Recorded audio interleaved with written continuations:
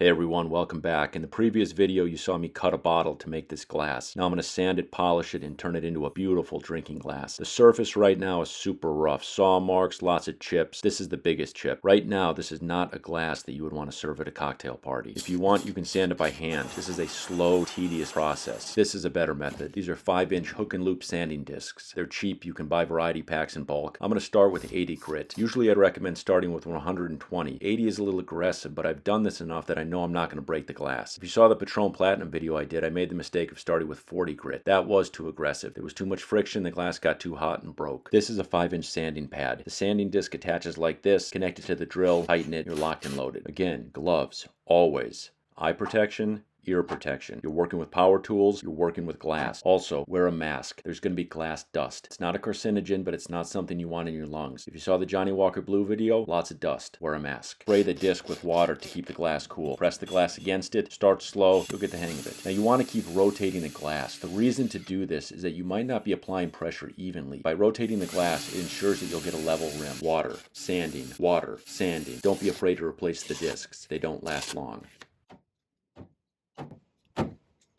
Here's where I'm at right now. The surface is starting to look good, but there are still lots of chips. One of the big mistakes that people will make is that they'll skip to the next step and try to sand out these chips individually, either by hand or with a drum bit. The problem with that approach is that the sandpaper will drop into these chips and simply make them bigger. What we need to do is keep sanding the surface down until all these chips disappear. Then we can move on to the next step. Sanding, sanding. Yeah, this takes a while. Okay, so now I've sanded the surface down so that all the chips have disappeared. You can see just how nice this looks. Now we can move on to the next step. The edges are a little sharp. It's not going to cut you, but it's not something you'd want to drink out of. So I'm going to bevel this outside edge. To do this, I'm going to use the sanding disc again. I'm going to rotate the glass on its outside edge. This process happens quickly, so I'll be using a higher grit, 400. Again, water. You don't want the glass getting too hot. The key to this process is to rotate the glass as smoothly as you can so that you get a clean, even beveled edge. There, you can see the beveled edge. I've now done the entire outside edge with 400 grit sandpaper. It's no longer sharp. Later, I'll be going over it again with higher grit sandpaper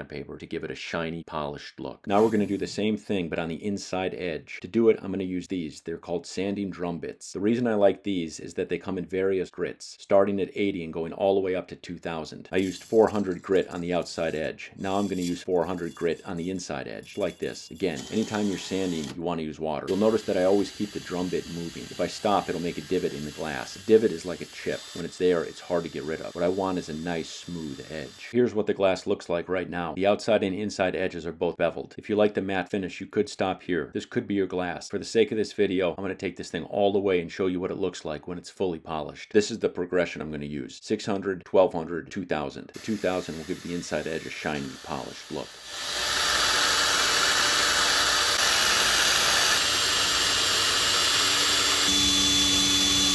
I've now brought the inside edge up to 2000 grit. See how nice and polished that is? I'm now going to do the same thing for the outside edge, as well as the surface. Earlier, I used 400 grit sandpaper on the outside edge. Now I'm going to use 600. Once I've gone all the way around, I'll use the same sanding pad to do the surface, like this. You get the idea, so I'll speed this part up. Then, the surface. This is what the glass looks like after using 600 grit sandpaper. Even after all that sanding, it still has a matte finish. I'm going to repeat the previous step using grits 1000, 2000, 3000, 5000, 7000, and 10,000. 10,000 grit feels like smooth paper, and this is what it looks like. You'll notice a major difference between 600 grit and 10,000 grit. The matte finish is gone, replaced with a shiny, polished look. However, there are still tiny scratches. They're hard to see, but if you look right at the top of the light, there, see them? To remove the scratches, I'm going to use a polishing compound called cerium oxide. It's a powder that looks like this. To apply it, I'll use a felt polishing pad. Soak the pad in water, sprinkle on the cerium oxide, rub it in, attach it to the drill. Remember, the polishing pad is full of water. If you pull the trigger too quickly, this will happen. Don't do it in your living room, do it outside. Start slow like this.